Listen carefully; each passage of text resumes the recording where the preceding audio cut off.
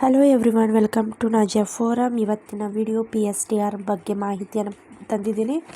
PSTR ಶಾಲಾ ಶಿಕ್ಷಕರ ನೇಮಕಾತಿ.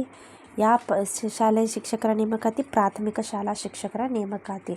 ಯಾಕ್ರಿ ನೀವು ಇದೇ ವಿಡಿಯೋವನ್ನು ಮಾಡ್ತಾ ಇದ್ದೀರಾ ಅಂತ ನಿಮಗೆ ಡೌಟ್ ಇರ್ಬೋದು. Because PSTR is very important. ಭಾಳಷ್ಟು ವರ್ಷ ಆಯಿತು, 2015 ಹಿಂದ್ಗಡೆ ಮೇ ಬಿ ಕಾಲ್ಫಾರ್ಮ್ ಆಗಿತ್ತು PSTR. ಆದ್ಬಿಟ್ಟು ಇನ್ನೂವರೆಗೆ ಕೂಡ ಕರೆದೇ ಇಲ್ಲ. ಬಟ್ ಫಸ್ಟ್ ಕಾಲ್ಫಾರ್ಮ್ ಆದರೆ PSTR 100% ತುಂಬ್ಕೋತಾರೆ. So that's why PSTR is very important. ಯಾರು PSTR ಎಲಿಜಿಬಲ್ ಅದೀರಿ, ದಯಮಾಡಿ ನೀವು ಯಾವುದೇ ಕಾನ್ಸಂಟ್ರೇಷನ್ ಡೈವರ್ಟ್ ಮಾಡುವ ಅವಶ್ಯಕತೆ ಇಲ್ಲ. ಕಾನ್ಸಂಟ್ರೇಷನ್ ನೀವು ಎಲ್ಲಿ ಕೊಡಬೇಕಪ್ಪ ಅಂತಂದರೆ ಅಭ್ಯಾಸದ ಕಡೆ ಕೊಡಿ ಅಂತ ಹೇಳ್ತಾ, ಪರ್ಟಿಕ್ಯುಲರ್ಲಿ ಸೈನ್ಸ್ ಪ್ರಶಿಕ್ಷಣಾರ್ಥಿಗಳಿಗಾಗಿ ನಾನು ಇದನ್ನು ತಂದಿದ್ದೀನಿ. ಪ್ರಾಥಮಿಕ ಶಾಲಾ ಶಿಕ್ಷಕರ ನೇಮಕಾತಿ ವಿಜ್ಞಾನ ವಿಭಾಗ. ಇದು ಅಧಿಕೃತವಾಗಿ ಕರ್ನಾಟಕ ಸರ್ಕಾರದಿಂದ ಬಿಡುಗಡೆ ಆಗಿಲ್ಲ, 2026. ಇದು ಓಲ್ಡ್ ವರ್ಷನ್ ಅಂತೂ ನಾನು ಇಲ್ಲಿ ತಂದಿದ್ದೇನೆ. ಹೌದಾ? ಯಾಕೆ ಓಲ್ಡ್ ವರ್ಷನ್? ಬಿಕಾಸ್ ಸಿಲೆಬಸ್ ಏನಿರ್ತದ ಅದೇ ಇರ್ತದೆ. ಹೌದಾ? ಬದಲಾವಣೆ ಅಂತೂ ಏನಾಗಿರೋಂಗಿಲ್ಲ. ಸೊ ಜಸ್ಟ್ ಒಂದು ಸ್ವಲ್ಪ ಹೆಚ್ಚು ಕಡಿಮೆ ಆಗಿರುತ್ತದೆ ಅಷ್ಟೇ. ಸೊ ದ್ಯಾಟ್ಸ್ ವೈ ನಾನು ಖಾಲಿ ಕುಡುಕಿದ್ರು ನೀವು ಬೆಟ್ರ್ ಏನು ಮಾಡಬೇಕಪ್ಪ ಅಂತಂದರೆ ಅಭ್ಯಾಸದ ಕಡೆಗೆ ಗಮನ ಕೊಡಲಿಕ್ಕೆ ಈ ವಿಡಿಯೋವನ್ನು ಮಾಡಿದ್ದೀನಿ. ವಿಡಿಯೋ ಇಷ್ಟವಾದರೆ ದಯಮಾಡಿ ಲೈಕ್ ಮಾಡಿ, ಶೇರ್ ಮಾಡಿ ಮತ್ತು ಸಬ್ಸ್ಕ್ರೈಬ್ ಮಾಡಿ. ಓಕೆ, ನಾವು ಸ್ಟಾರ್ಟ್. PSTR ವಿಜ್ಞಾನ ಪಠ್ಯಕ್ರಮ ನೋಡ್ರಿ. ಇಲ್ಲಿ ಏನೇನು ಬರ್ತದೆ ಓಲ್ಡ್ ವರ್ಷನ್ ಇದು: ಜೀವ ವಿಜ್ಞಾನ, ಬಯಾಲಜಿ, ಮಾನವನ ದೇಹದ ಅಂಗಗಳು ಮತ್ತು ಅವುಗಳ ಕಾರ್ಯ, ಸಸ್ಯದ ಭಾಗಗಳು ಮತ್ತು ಅವುಗಳ ಕಾರ್ಯ, ಪ್ರಾಣಿ ವರ್ಗೀಕರಣ ಮತ್ತು ಮೂಲಭೂತ ತಿಳುವಳಿಕೆ ಇರಬೇಕು, ಪೋಷಕಾಂಶಗಳು, ಕಾರ್ಬೋಹೈಡ್ರೇಟ್, ಪ್ರೋಟೀನ್, ಕೊಬ್ಬು, ವಿಟಮಿನ್ಸ್ಗಳು, ಅದ್ರ ಬಗ್ಗೆ ನಮಗೆ ಮಾಹಿತಿ ಇರಬೇಕು. ಆರೋಗ್ಯ ಮತ್ತು ಹೈಜೀನ್ ಬಗ್ಗೆ ಪ್ರಶ್ನೆಗಳನ್ನು ಕೇಳ್ತಾರೆ. ರೋಗಗಳು, ತಡೆಮಾರ್ಗಗಳು, ಪರಿಸರ ಮತ್ತು ಜೀವಿಗಳ ಪರಸ್ಪರ ಅವಲಂಬನೆ ಏನು. ಹೌದಾ?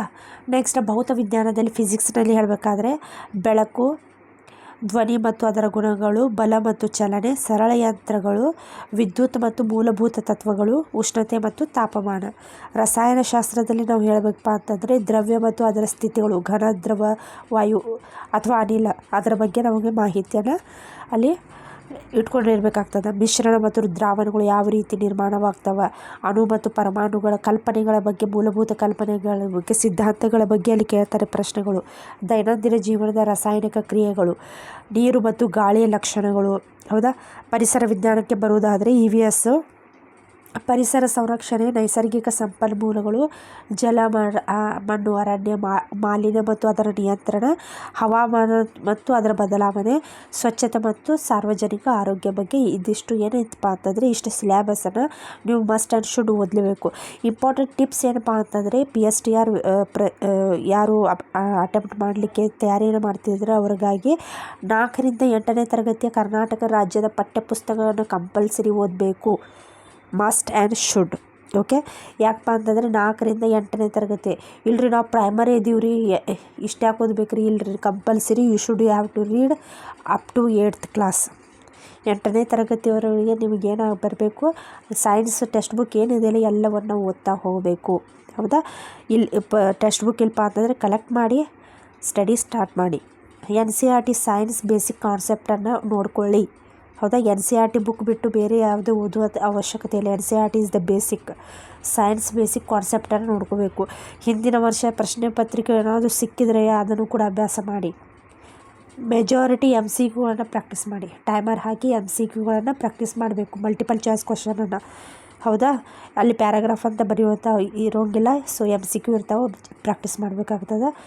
ಓಕೆ, ದಿಸ್ ಈಸ್ ಅಬೌಟ್ ಏನಿದು ಪಠ್ಯಕ್ರಮ ವಿಜ್ಞಾನ ವಿದ್ಯಾರ್ಥಿಗಳಿಗಾಗಿ. ಓಕೆ, ಯಾರಿಗೆ ಇಷ್ಟವಾದರೆ ದಯಮಾಡಿ ಲೈಕ್ ಮಾಡಿ, ಶೇರ್ ಮಾಡಿ, ಸಬ್ಸ್ಕ್ರೈಬ್ ಮಾಡಿ. ಏನಾದರೂ ಕಮೆಂಟ್ ಇದ್ದರೆ ಕಮೆಂಟ್ ಬಾಕ್ಸ್ನಲ್ಲಿ ಕಮೆಂಟ್ ಮಾಡಿ. ನೆಕ್ಸ್ಟ್ ಮತ್ತೊಂದು ಇನ್ಫಾರ್ಮೇಷನ್ನೊಂದಿಗೆ ವಿಡಿಯೋವನ್ನು ಮಾಡ್ತೀನಿ. ಧನ್ಯವಾದಗಳು.